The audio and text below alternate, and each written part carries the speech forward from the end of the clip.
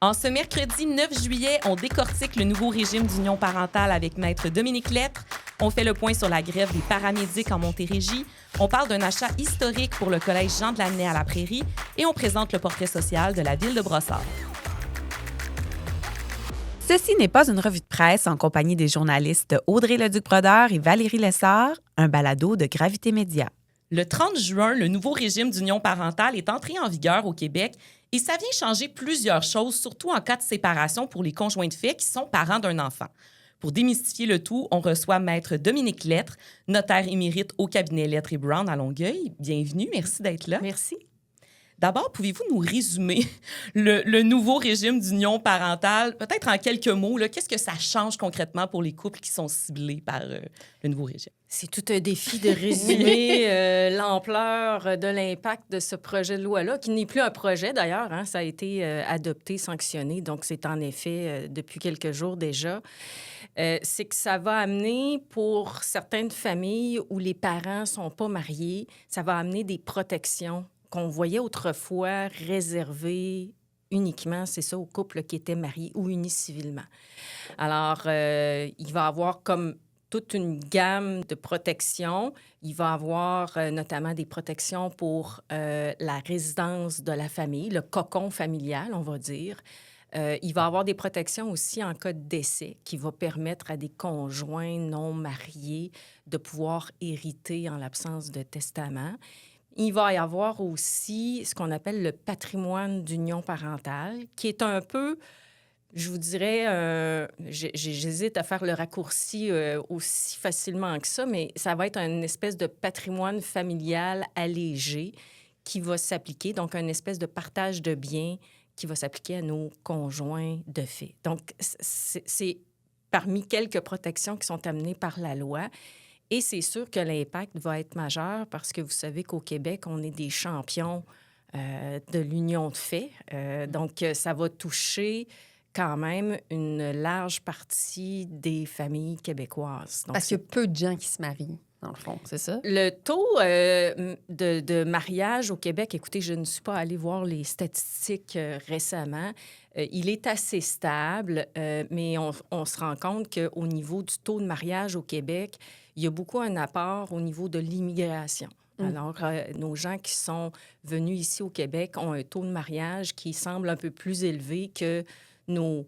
J'hésite à les appeler comme ça, nos Québécois de souche. Alors, les Québécois ont une furieuse tendance à s'installer en famille en n'étant pas mariés. Donc, encore là, je ne veux pas vous dire de sottises parce que je n'ai pas consulté les statistiques, mais on est peut-être à peu près à 60 de nos familles là, qui vivent en union de fait. Donc, c'est quand même un impact majeur. Moi, je vais jamais dans des mariages. Personne dans mon entourage se marie. Donc, tu sais, c'est un constat. C'est pas scientifique, mon affaire, mais tu sais, c'est pas quelque chose qu'on voit beaucoup, là. Puis est-ce que c'est pour ça que le régime, dans le fond, a été créé? Parce qu'on avait un grand nombre de gens qui étaient plutôt en union de fait ou en union libre? C'est certain qu'on avait une réflexion à faire. Écoutez, je ne suis pas dans le secret des dieux. Je n'étais pas dans les discussions parlementaires ni sur le comité qui a travaillé sur le projet de loi. Je peux juste vous donner ma vision de praticienne parce que je rencontre énormément de familles, soit au moment où le couple se rencontre et se met ensemble, soit au moment où le couple éclate et se sépare, ou encore qu'il y en a un des deux qui décède. Donc, c'est ça ma zone d'intervention. Ouais. Et la réalité de ce qu'on avait dans les années 1980 à peu près n'est plus la même aujourd'hui. Et de se dire que des conjoints qui vivent ensemble, s'ils se séparent, alors qu'ils ont vécu ensemble peut-être pendant 10, 20, 30 ans, qui ont eu des enfants ensemble, puis peut-être qu'il y en a un des deux qui a abandonné son travail pour s'occuper des enfants à la maison. Est-ce qu'on est encore au stade où on se dit on se doit absolument rien parce qu'on ne s'est pas marié? Pour avoir fait beaucoup de séparations, j'en ai fait des milliers et des milliers depuis le temps, il y a des choses qui devaient être repensées, à savoir si on est un couple et qu'on décide ensemble qu'on veut avoir une famille, qu'on veut avoir des enfants, est-ce que ça crée des obligations? Est-ce qu'il y aurait des protections qui devraient s'appliquer? Donc, ça vous était demandé, là. C'était manifestement un besoin là, qui avait besoin d'être comblé, là, si je peux dire. Bien, c'est-à-dire qu'il y avait quand même des situations qui étaient problématiques au moment où le couple se séparait. Souvent, le couple n'était pas informé aussi. C'est un autre genre de problème. C'est que les gens pensent qu'après X nombre d'années qu'ils vivaient ensemble, automatiquement, ils se retrouvaient avec des protections de la loi, ce qui n'était pas le cas. Ouais. Et s'ils apprenaient la mauvaise nouvelle au moment où il y en avait un des deux qui décède ou le couple se sépare, c'est un mauvais moment pour apprendre qu'on n'a pas de droit. Oui. C'est un peu Ah, tard oui. pour essayer de se protéger. Oui. Fait qu'on encourageait les couples à se signer des conventions, mais la réalité des choses, c'est qu'il y a très, très peu de gens en union de fait qui ont fait la démarche d'aller chez un notaire ou chez un juriste pour se faire protéger. L'autre affaire aussi, la dynamique qui est un peu problématique avec ça, c'était surtout le conjoint vulnérable qui devait convaincre le conjoint ou la conjointe plus à l'aise financièrement de lui accorder une protection. Tandis que là, avec la loi qui est entrée en vigueur, ça va viser principalement les conjoints qui ont des enfants. En se disant, c'est ça le facteur qui fait en sorte que peut-être l'engagement change, puis peut-être les différences économiques peuvent changer. OK? Tant que tu n'as pas d'enfant, tu es comme deux associés ensemble, tu as un projet de vie commune. C'est ça l'entente qu'on a entre nous. Mais à partir du moment où on enclenche un processus pour se dire on devient une famille, bien, ça vient avec des obligations ou des droits, là. Alors, ça va peut-être pallier un peu plus à certaines iniquités qu'on voyait dans le cadre des séparations. Est-ce que ça va faire l'affaire de tous les conjoints de fait? Je peux vous dire qu'il y en a certains qui sont tout à fait en désaccord avec l'application de la loi, mais je pense que c'était quand même nécessaire qu'on réfléchisse. Est-ce que c'est normal, avec autant de familles en union de fait, qu'on aille absolument rien? Ouais. Tu sais, je comprends la liberté contractuelle, puis de se dire, tu sais, si j'aurais voulu me marier, je me serais mariée. Oui, encore, mais tu sais, on a quand même décidé de fonder une famille. On a quand C'est même, un engagement on a quand sérieux, même pris important. des engagements. C'est pas vrai que tu peux tout simplement laisser l'autre puis que l'autre attende ton bon vouloir. Il y avait aussi la protection des enfants aussi qui était à l'intérieur de toute cette famille-là. Donc, de voir est-ce qu'une meilleure répartition économique, des meilleures protections pouvaient, par l'intermédiaire donc de la loi, venir protéger les enfants. Est-ce que vous pouvez nous démystifier, mettons, la différence entre un couple marié, quelles sont les protections, un couple qui est dans le régime d'union parentale, puis des conjoints de filles avec rien? Un des impacts dont les gens parlent peut-être un peu plus, c'est le fameux patrimoine d'union parentale. Alors, les gens qui sont mariés ou unis civilement, à partir du moment où ils célèbrent leur mariage ou leur union, automatiquement, ça vient avec le patrimoine familial. Ils ne peuvent pas rien signer ou changer. Ils peuvent rien faire pour se soustraire au patrimoine familial, ni signer quelque chose pour changer ça en cours de route ou avant. OK? C'est comme quand vous achetez une voiture, là, ça vient avec ce qu'on appelle le kit de base. Bien, ça serait à peu près ça. Là, c'est les protections de base qui viennent avec le mariage puis l'union civile. C'est quoi le patrimoine? Ça inclut quoi, le patrimoine? Le patrimoine familial pour mes couples mariés, après ça, on va faire la distinction avec les couples en union parentale, ça vient avec toutes les résidences de la famille. Donc, ça couvre, mettons, la maison, le chalet, mais ça ne couvrira pas votre terrain vacant ou un immeuble qui est donné en location. OK? Donc, les résidences de la famille. Parce que ça concerne précisément la famille, C'est ça, les le mot enfants. le dit. Hein? Ça vise, mettons, les principaux biens de la famille. Alors, ça va couvrir les résidences de la famille, ça va couvrir les meubles qui sont à l'intérieur, mettons, des résidences. Donc, les électroménagers, le divan, le set de cuisine, ces choses-là.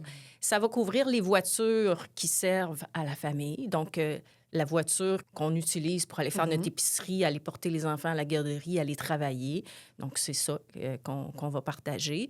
Et donc, non seulement les résidences, les meubles, les voitures, mais aussi les régimes de retraite. Ça, c'est pour les couples mariés et unis civilement. Donc, quand on entend les régimes de retraite, là, ce sont les fonds de pension d'employeurs, pour donner quelques exemples, les REER, puis le régime des rentes du Québec, le RRQ. OK? Fait que quand le couple se sépare, tous les biens qui ont été accumulés dans le patrimoine familial au moment de la rupture, c'est séparé moitié-moitié. OK? Ça, c'est la règle la plus simplifiée possible qu'on est capable de donner. Si on fait une comparaison avec l'union parentale, ce que ça va faire, c'est que, d'abord, au niveau de la composition du patrimoine, il est un peu allégé, à savoir que il va avoir quand même toutes les résidences de la famille. Fait que ça, c'est pareil comme pour les couples mariés. Il va y avoir aussi les meubles, ce qui est pareil comme les couples mariés. Il va y avoir aussi les véhicules. Encore là, c'est identique. Mais le gros absent dans le patrimoine d'union parentale, ce sont les régimes de retraite. OK. Donc, il n'y a pas aucun REER, aucun fonds de pension et aucun partage du régime des rentes du Québec. Donc, le patrimoine va commencer en même temps que l'union parentale et va s'arrêter, bon, moyennant, mettons, la rupture, le décès. Il y a d'autres clauses qui vont amener aussi la liquidation du patrimoine. La différence qu'ils vont avoir, ces gens-là, donc non seulement il y a les régimes de retraite qui ne sont pas dedans, mais ils vont pouvoir aussi, en cours de route, modifier ce qui rentre et ce qui ne rentre pas dans le patrimoine. Ils vont pouvoir comme tricoter ça à la carte, je vous dirais, en signant des documents pour entrer des biens de plus. Donc, mettons, on aurait un couple en union parentale qui dit, ben nous, c'est bien la loi, mais on aurait aimé que les régimes de retraite entrent. Ben ils pourraient signer un document. C'est possible de le faire, ça. On peut rajouter des biens. Là, c'est sûr qu'on ne peut pas rajouter ça tout seul. Il faut que les deux soient d'accord pour rajouter des biens. Puis on pourrait aussi décider de sortir des choses en disant, ben écoute, on veut quand même le patrimoine, mais on va sortir le chalet. Je donne un exemple. On va garder la maison, on va garder les meubles puis les autos, mais on veut sortir le chalet. Ce que les couples mariés et unis civilement ne peuvent pas faire. OK? Les autres, ils ne peuvent pas... Ils ont plus de biens à l'intérieur de leur patrimoine familial, mais ils ne peuvent pas le moduler ou s'en soustraire. Tandis que vos couples en union parentale, eux, vont pouvoir moduler ou se soustraire aussi complètement. Donc, non seulement ils peuvent le modifier en rajoutant des biens ou en sortant, ils pourraient aussi, toujours dans le commun accord, hein, parce que je ne peux pas décider moi-même tout seul qu'on n'aura pas de patrimoine. Deux parties qui Oui, ça signent. prend généralement deux parties pour signer. Fait que si les deux sont d'accord, on va pouvoir signer un document disant, écoute, nous, on n'en veut pas du tout du patrimoine d'union parentale. Mais pourquoi un couple ferait ça? Ce serait quel avantage pour eux de le faire? Bien, ça, c'est à chaque couple de répondre à cette question-là. Tu sais, est-ce que, par exemple, le couple, tu sais, chacun est indépendant financièrement, chacun a cumulé des actifs, chacun de son côté, puis veut protéger ses propres actifs? Tu sais, il y a toutes sortes d'histoires en arrière, là. On va voir. Moi, ceux qui m'ont appelé à mon bureau, j'ai eu beaucoup de gens qui avaient déjà des biens au moment où ils se sont mis en couple avec une autre personne. Après ça, ils ont eu des enfants, donc l'union parentale va commencer et ils veulent protéger certains de leurs actifs. Là, c'est sûr qu'il y a des informations qui manquent pour ces gens-là parce que le patrimoine d'union parentale, il court à partir du début du régime. Là. Ce qu'on a avant... Oui. Il y a une protection qui est accordée à ça. Là. Donc, les valeurs qu'on a accumulées avant le début du régime, on est capable de faire des calculs pour être capable de le sortir de là. Un peu comme les couples mariés. Hein? Ce que vous avez, mettons, de cumuler avant de vous marier, si un jour vous vous séparez, on est capable de faire des calculs pour sortir la valeur que vous aviez avant. La valeur que vous avez cumulée pendant votre mariage, comme la valeur que vous allez accumuler pendant votre union parentale, bien ça va faire partie du lot qui va être partagé entre les deux. Parce que là, on le dit, l'enfant, le régime d'union parentale s'applique à compter depuis le 30 juin à la naissance d'un enfant. Donc, moi qui ai déjà des enfants... Oui. Je suis pas dans ce régime-là. Ça ne partira pas toujours à la naissance de l'enfant. Ça aussi, OK. c'est une autre particularité. Ça fait que si je pouvais vous l'imager, c'est que ça va prendre... C'est la journée où les 3 conditions de l'union parentale vont se retrouver là. Et quelles sont-elles, ces 3 Que l'union parentale va démarrer. OK. Tant qu'il manque un des 3 blocs, ça part pas. Fait que le premier bloc, là, je vais vous vulgariser ça au maximum, là. Faut pas avoir d'ex avec qui on n'a pas réglé notre lien légal. OK.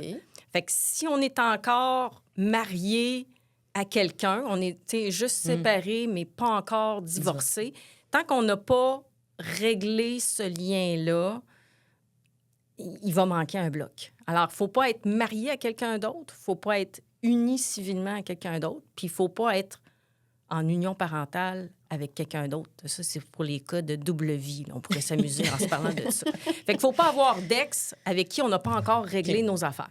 Deuxième point, il faut qu'on fasse vie commune. Je veux dire, il faut qu'on soit un couple. Ça, c'est pour nous distinguer des colocs. Donc, il faut qu'on se présente publiquement comme un couple. Il faut qu'on ait une vie à 2, une vie amoureuse. Et l'autre, le dernier bloc, il faut qu'on ait un enfant à compter du 30 juin 2025. Puis là, qu'on ait un enfant commun, soit... Mais comme un nouvel enfant. Un nouvel enfant, vous avez raison. Soit que je l'ai adopté, soit que, tu sais, on l'a eu par procréation ou... c'est une naissance traditionnelle, mais on est devenu parents le ou après le 30 juin 2025. Fait que c'est la journée où ces 3 conditions-là sont respectées que l'union parentale va commencer. J'ai des enfants, je vis avec mon conjoint. Je suis pas mariée, j'ai pas de problème avec des ex, mais pour adhérer, je pourrais adhérer. Oui. Alors, supposons qu'en date du 29 juin 2025, donc la veille de l'entrée en vigueur de la loi, vous n'avez pas d'ex qui traîne dans la nature, vous vivez ensemble et vous avez déjà des enfants, la loi ne vous touche pas.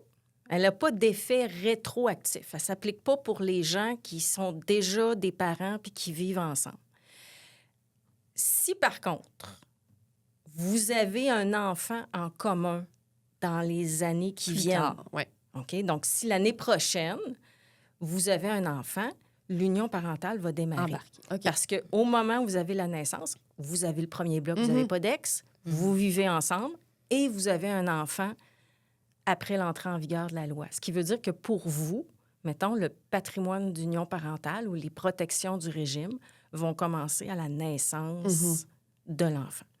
Fait que ça, c'est les couples qui avaient déjà des enfants avant puis qui vont en avoir par la suite. Ouais. Eux autres vont être soumis à la loi à compter de l'arrivée de l'enfant s'ils respectent tous les autres critères. Par contre, il y a plein d'exceptions J'ai là-dedans. plein de petits astérix. Il y a plein de petits astérix. On essaye de simplifier ça, là. Si, mettons, on était ensemble, on n'avait pas d'ex, on avait déjà nos enfants lors de l'adoption de la loi, et nos chantiers sont fermés, on ne prévoit pas avoir d'autres enfants, mais on se dit, c'est bien plate, moi, j'aurais aimé ça, qu'on se soumette à cette loi-là, ce sera possible. Donc, les gens peuvent signer des documents pour entrer volontairement à l'intérieur des protections du régime. Parce que, rappelons-le, je reprends encore ma situation, conjointe de fait, avec enfant, je suis pas mariée. Si on se sépare demain matin, moi, j'ai pas ça, un patrimoine familial. Non. C'est ça. Non. Pour les conjoints qui ont déjà leurs enfants puis qui n'en auront pas après l'entrée en vigueur de la loi, il n'y a pas d'autres protections qui sont prévues. OK. Ce qui veut dire qu'actuellement, les conjoints qui se séparent, il n'y a pas de patrimoine. Il n'y a pas de droit d'hériter en cas de décès s'il n'y a pas de testament. Il y a une autre protection aussi qui est prévue dans la loi sur le régime d'union parentale, qui est la possibilité de réclamer ce qu'on appelle des prestations compensatoires. Et ça non plus, on n'en a pas. Fait qu'en gros, là, les couples en union fait qui se séparent aujourd'hui, qui ne sont pas en union parentale, il n'y a pas de pension alimentaire pour conjoint, il n'y a pas de partage. Donc chacun repart avec son linge de corps et son compte de banque. Là. C'est-à-dire qu'il n'y a pas... On partage Si vous êtes propriétaire de la maison, copropriétaire de la maison, on partage la maison, mais le reste, c'est du chacun pour soi. Ça ne change rien pour les enfants, par contre. Là. Ouais. Si vous avez des enfants en commun, il va falloir qu'on discute du temps parental, qui va avoir le temps des enfants, à quel moment. Puis vous allez avoir tous les deux des obligations financières envers vos enfants, mais ça ne change pas que vous soyez mariés, unis civilement, en union parentale, en conjoint de fait. Votre relation conjugale ne change rien par rapport aux obligations que vous avez vis-à-vis de vos enfants. Donc, pour la protection des biens, ça demeure pertinent dans les circonstances d'avoir un testament. C'est essentiel, c'est ce qu'on comprend. Bien, le testament, il est nécessaire pour tout le monde, que ce soit pour des gens mariés ou des gens qui sont conjoints de fait ou en union parentale. D'abord, pour les conjoints de fait, c'est évident que ça a encore une importance plus grande parce que si vous n'avez pas les protections du régime d'union parentale, bien, la seule façon que vous avez de protéger un conjoint dans le cas de votre décès, c'est de faire un testament. Si vous ne le faites pas, mettons que vous êtes propriétaire d'une maison, vous ne faites pas de testament, vous décédez, bien, le conjoint hérite de rien, puis c'est vos enfants qui héritent. Bon, vous allez me dire, oui, mais c'est mes enfants, c'est correct, oui, peut-être, mais si la maison se retrouve la propriété des enfants et non pas du conjoint survivant, ça peut amener d'autres genres de problématiques. Maintenant, pour les gens mariés, ils étaient déjà reconnus dans la loi comme étant... Ils peuvent hériter s'il n'y a pas de testament. Donc, si, mettons, quelqu'un décède, ils reçoivent une part, mais ils ne reçoivent pas la totalité. Alors, quand même que je vous dirais, tu sais, vous êtes propriétaire d'une maison, vous décédez, votre conjoint marié va pouvoir avoir un tiers. Oui, peut-être, mais un tiers de maison, c'est pas 100 de la maison non plus. Si les enfants ramassent le 2 tiers, il y a aussi une problématique. Alors, la même chose pour les conjoints en union parentale. Si la maison est juste au nom d'un des deux, il décède, il n'a pas fait de testament, bien, le conjoint en union parentale va pouvoir hériter peut-être mettons qu'il y a des enfants, un tiers de la maison, puis le 2 tiers va aller aux enfants. Alors, c'est une protection de plus que 0, l'union parentale, mais ça ne dispense absolument pas de faire un testament. C'est-à-dire qu'il faut quand même prendre ses dispositions. Est-ce qu'à votre avis, il y a encore des zones d'ombre dans le régime d'union parentale? Là, on comprend qu'il y a une base là, qui a été solidifiée, mais est-ce qu'on pourrait aller plus loin encore? Là où il y a en tout cas, je vais reprendre vos mots, une zone d'ombre, c'est que le régime d'union parentale amène la possibilité pour un conjoint qui estime qu'il s'est appauvri au courant de l'union à son détriment, c'est-à-dire que l'autre s'est enrichi suite à son appauvrissement à lui ou à elle. Il va pouvoir demander ce qu'on appelle une prestation compensatoire. Il faut faire une distinction parce que c'est pas une pension alimentaire pour conjoint. Là. Ça ne sert pas à payer son pain quotidien ou à soulager une dépendance financière. C'est vraiment un montant ou un transfert de biens qui sert à compenser pour un apport qu'on a fait au fil de la vie commune. Et là, ce que j'ai comme questionnement, c'est que c'est quand même pas des discussions faciles à tenir au moment où un couple se sépare, de dire jusqu'à quel point moi, je me suis appauvrie, puis jusqu'à quel point tu as profité de mon appauvrissement. Comment on va mesurer l'enrichissement de l'un et l'appauvrissement de l'autre? Parce qu'il faut qu'il y ait un lien aussi entre les deux.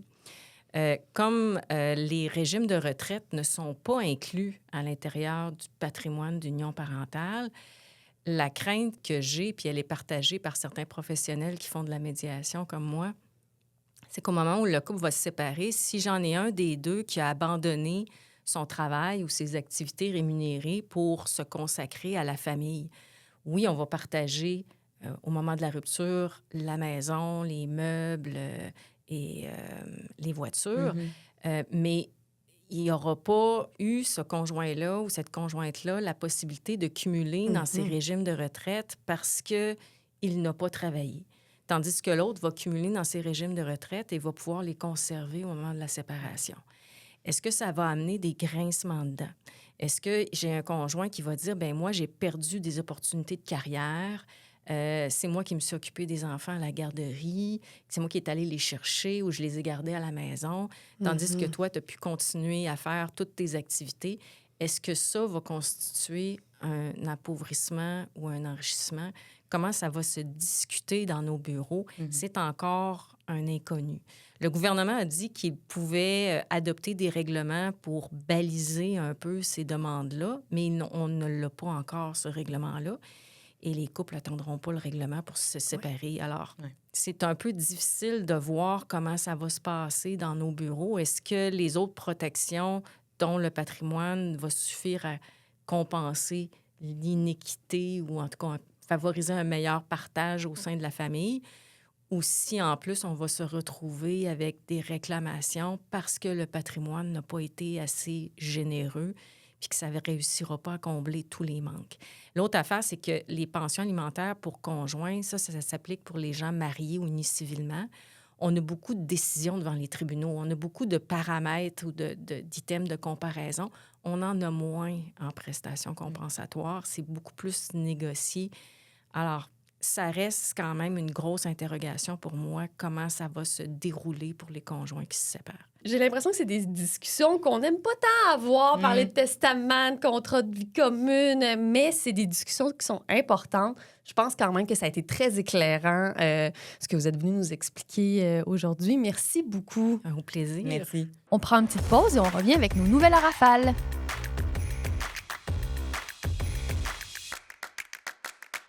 Les paramédics affiliés à la CSN ont déclenché la grève générale illimitée à minuit le dimanche 6 juillet. En Montérégie, le mouvement de grève représente 750 paramédics. De par la nature de leur travail, les services ambulanciers sont considérés comme des services essentiels, ce qui veut dire que les paramètres entourant les moyens de pression sont établis par le tribunal administratif du travail. Dans sa décision rendue vendredi, le tribunal a établi que les paramédics doivent évidemment répondre à tout appel d'urgence.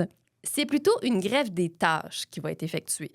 Par exemple, ils ne rempliront plus certains formulaires non obligatoires par la loi et aussi certains formulaires liés à la facturation. Les paramédics ne déplacent plus les patients à l'intérieur de l'urgence. Les patients sont laissés au triage à moins que le patient soit instable. Il y a aussi une grève de temps par rotation où ils sont remplacés à leur poste par le personnel cadre. Les syndiqués ont déclenché la grève puisqu'ils considèrent que les négociations traînent. Ils revendiquent de meilleures conditions salariales, le respect des horaires de travail et une bonification du régime de retraite. Le Collège Jean de Lamennais a récemment fait l'acquisition de l'immeuble et du terrain de la maison mère des Frères de l'Instruction chrétienne à la Prairie. Il faut d'abord comprendre qu'il s'agit d'un lieu chargé d'histoire où la communauté religieuse vivait depuis 1889. Avec cette acquisition, l'établissement scolaire récupère un espace de 75 000 pieds carrés qu'il prévoit optimiser à l'aide d'un plan directeur en collaboration avec une firme d'architecture, et ce, dès la prochaine rentrée scolaire. La directrice générale du collège, Sylvie Dupuis, a précisé au Reflet que l'école souhaite conserver la vocation éducative du site, tout en cherchant quand même à intégrer le patrimoine culturel existant dans de futurs projets. Des efforts de financement et des partenariats seront nécessaires pour réaménager les lieux, notamment en raison du caractère ancestral du bâtiment. Le collège s'engage également à préserver certains éléments patrimoniaux du terrain, comme le cimetière, tout en envisageant l'ajout de nouveaux aménagements comme des classes extérieures ou un espace pour la planche à roulettes, par exemple, en partenariat avec la ville et des organismes. Quant aux derniers membres de la communauté religieuse, ils ont quitté la maison mère de la Prairie pour s'installer dans diverses résidences ou communautés au Québec. Le projet d'aménagement de sentiers récréatifs dans le secteur du Boisé dans un grand jardin à Mercier a franchi une nouvelle étape avec le jugement favorable rendu le 18 juin par la Commission de protection du territoire agricole, qu'on appelle aussi CPTAQ. Cette décision aura pour effet de rendre accessible à la population des espaces qui représentent environ 4 km de sentiers qui seront destinés principalement à de la randonnée, du ski de fond et de la raquette. Le projet, appuyé par la MRC du Roussillon et la communauté métropolitaine de Montréal, suscitait toutefois de l'opposition de la Fédération de l'UPA Montérégie. Elle se questionnait sur la réelle volonté de la Ville de mettre en valeur le potentiel acéricole de la propriété et de le protéger. Les commissaires de la CPTAQ ont dit que le plan d'aménagement forestier soumis et la supervision du projet par un ingénieur forestier qui est imposé à cette autorisation-là favorisent la protection et le reboisement des érablières. Grâce à cette autorisation, la Ville de Mercier peut poursuivre ses démarches. Elle est entre autres en discussion avec l'organisme Héritage Saint-Bernard pour une éventuelle gestion du site. Les travaux d'aménagement pourraient commencer cet automne et la Ville souhaite que les citoyens aient accès au sentier l'hiver prochain.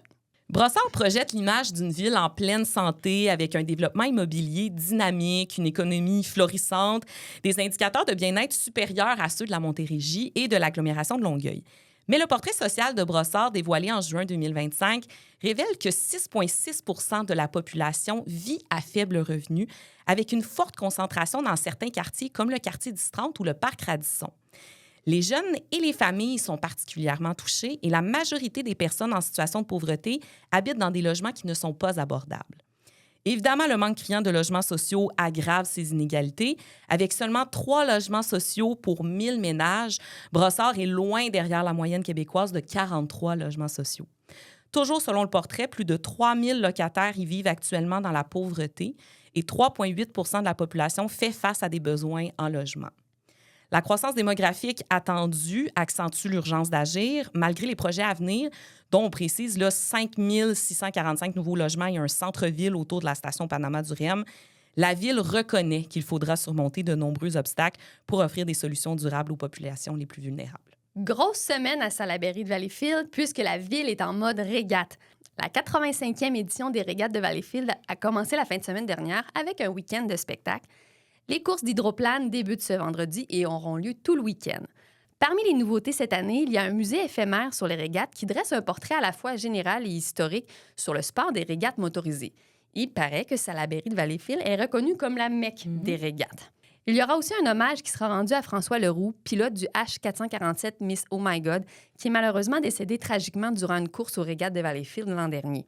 Il y aura un moment de silence vendredi, au début des courses, ainsi qu'à 4 minutes 47 secondes du chronomètre de la finale du vendredi en Hydro 350, en référence à son numéro d'embarcation.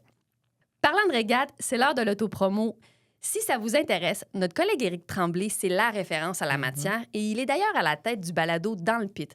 Donc, après notre épisode, allez l'écouter sur les plateformes.